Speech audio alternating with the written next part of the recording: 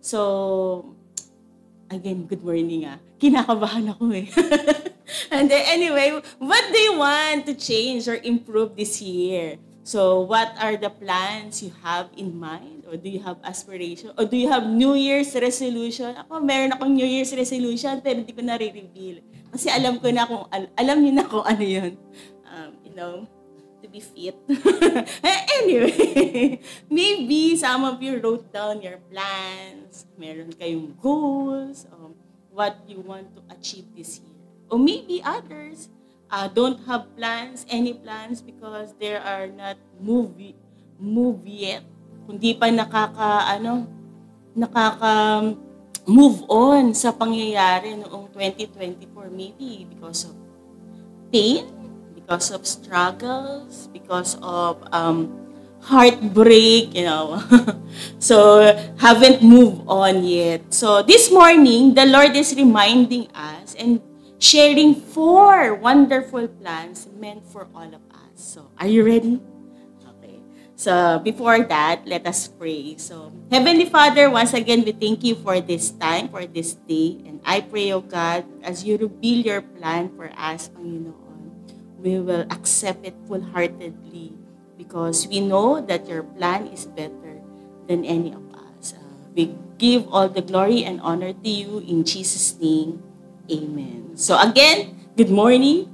And if you have a Bible with you, kindly read it with me in Jeremiah chapter 29 verse 11. I'll be reading in ASB version. So, for I know the plans I have for you, declares the Lord. Plans for welfare, not for evil, to give you a future and hope. So, my title for this devotion is God's Plan. So, I'll just give you a bit background. Kung ano ba yung nangyari dito sa Jeremiah 29. So, this verse, part of this letter sent by the prophet Jeremiah. Sino ba to si prophet Jeremiah? Ito yung propeta na iyak ng iyak, diba? Tangis ng tangis. Because of his heart was tender and soft, he swept over his country devastating. Kasi nagre-rebelde itong yung kanya mga tao, yung mga tao sa kabutihan, sa Panginoon. So he cried out loud to the Lord. So the Israelites were taken into captivity after the Babylonian destroyed Jerusalem around 586 BC. So, sa malawak na konteksto ng Jeremiah 29, ang Israelites face a challenging reality of exile. Nakakaranas sila dito nila nararanasan yung hirap at sakit nung pagkapatapon sa kanila. So, many expected na panandalian lang ito. Sandali lang yan.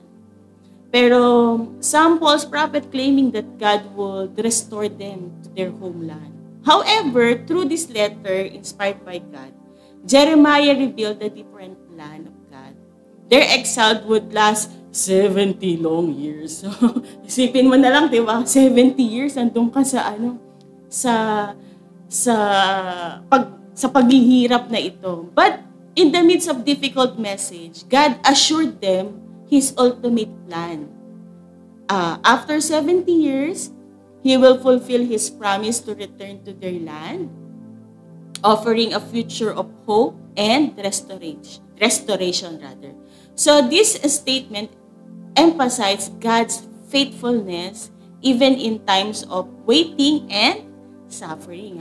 Isipin nyo ang waiting and suffering. So let's go. So for God's plan, number 1, plan for prosperity and welfare. So in Hebrew word, welfare means shalom. So ano ba yung shalom, diba? Means peace. Pagka umaalis tayo ng church, sinasabi natin, shalom, shalom.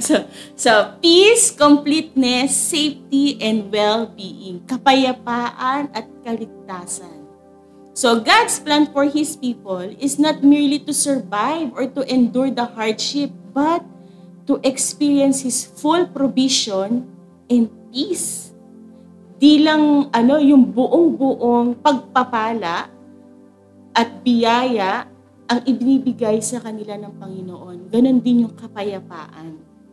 God's intention was not just a material prosperity. Tandaan natin hindi lang ito yung makakain or daily needs nila sa kanilang buhay, but physically, spiritually, and emotionally. So even God instructed them, the Israelites, to settle in Babylon. Build homes, plant gardens, or plant trees in the gardens, and grow their families. Makikita po natin yan sa Jeremiah 29:5-6. But this was a reminder that even in a foreign land, His provision would sustain them. God called them to seek welfare or shalom of the city where they were exiled. Saan ba sila na-exiled ulit? Sa Babylon. So because their prosperity was tied up or connected to the prosperity of the Babylon. Sabi po dito sa Jeremiah 29 verse 7, "But seek the welfare of the city where I have sent you into exile, and pray to the Lord on its behalf, for in its welfare you will find your welfare." So, pinapakita nito na kasama sa plano ng Diyos ang paggamit sa kanila bilang isang instrumento ng kapayapaan kahit na nasa gitna sila ng kahirapan. So, ikaw mismo, kahit nakakaranas sila ng kahirapan, ginagamit kasama pa rin sa plano ng Diyos para maging pagpapala sa ibang tao. So number 2, plan for time of restoration. God assures the exiled that He has planned for their future. Their exile will not last forever. He promised to bring them back to their homeland after 70 years. Makikita po natin yan sa Jeremiah 29:10. Ito yung isang paalala ng kanyang katapatan sa kanyang pangako. He is faithful to His promises. And His intention to restore them to their rightful place, ibabalik sila kung saan talaga sila nararapat.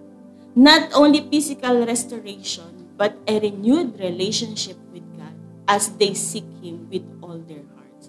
And we can read that in verses 12-14. So, and number 3, plans to provide hope in the midst of suffering. So, ulitin na natin, mag-recap tayo. Ano ba yung dalawang plano ng Panginoon? So, plans for prosperity and welfare, plans for a time of restoration, and number 3, plans to provide hope in the midst of suffering. In their exile, o sa pagkakapapatapon sa kanila, the Israelites were faced with hopelessness and uncertainty. Walang pag-asa, walang katiyakan kung ano ba yung mangyayari sa kanila. God's promise for hope for the future reminded them that their present suffering was not the end of their story. Hindi ito yung kanilang katapusan. Itong suffering na to, lalagpas lang yan. So, God's plan is not to harm them.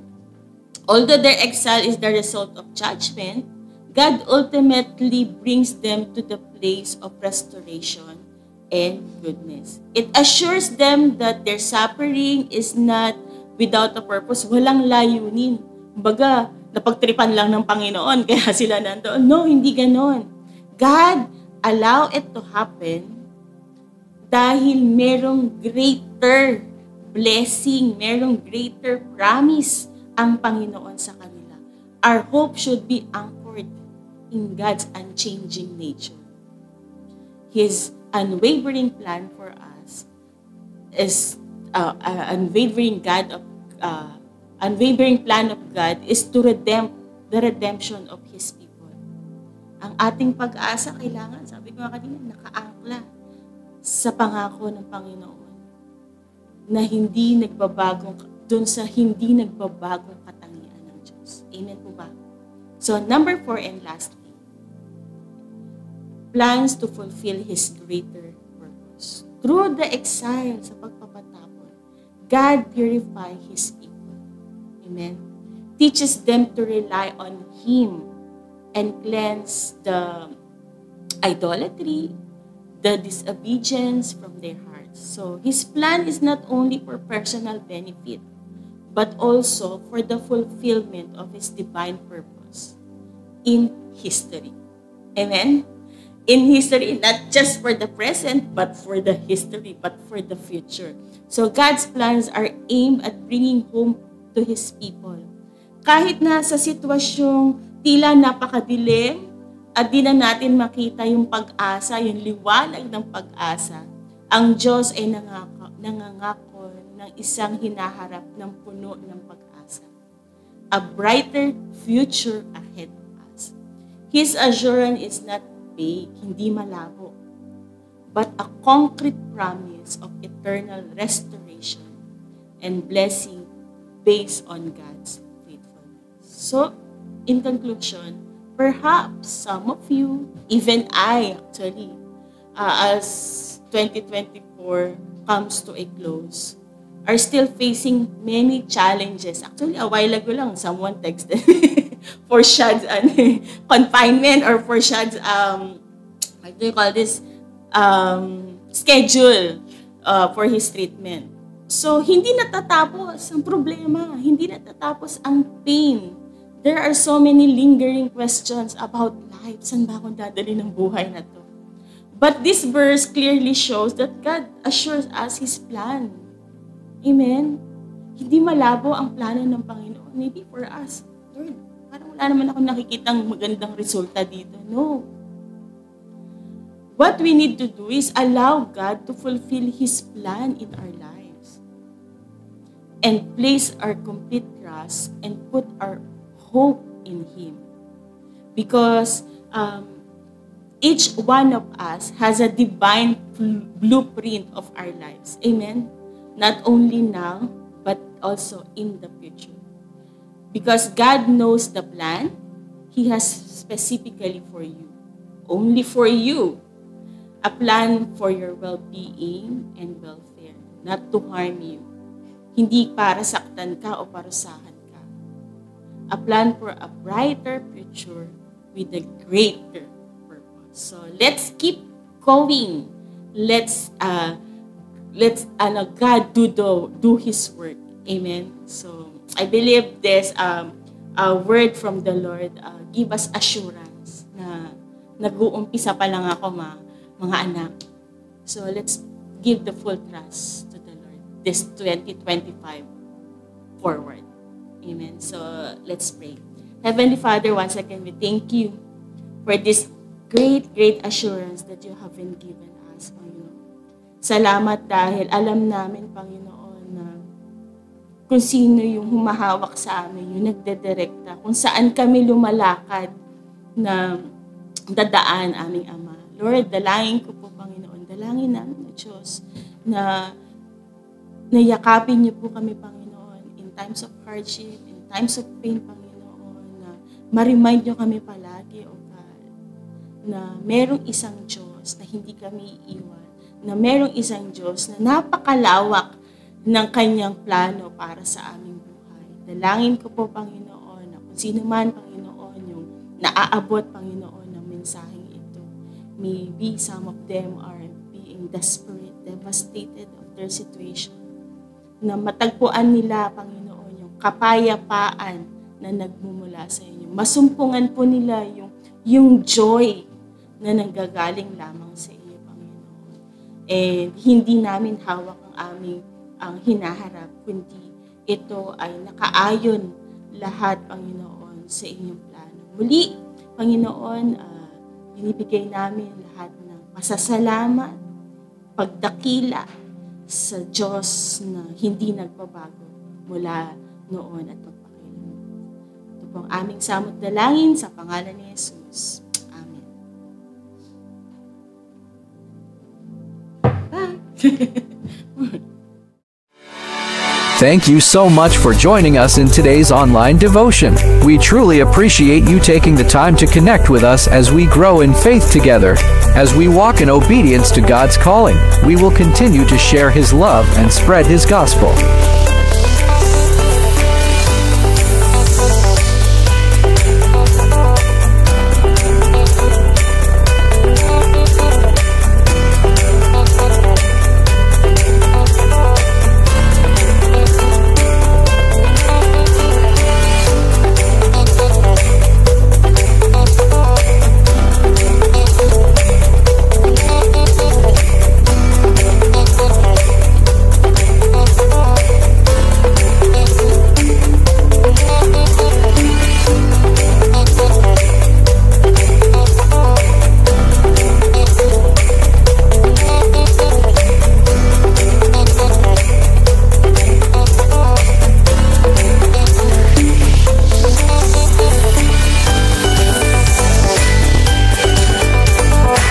If you would like to be a part of this mission, we invite you to donate and help support the work we are doing.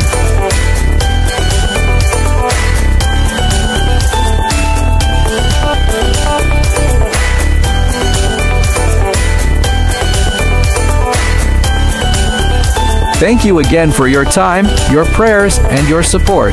May God bless you, and we look forward to seeing you next time.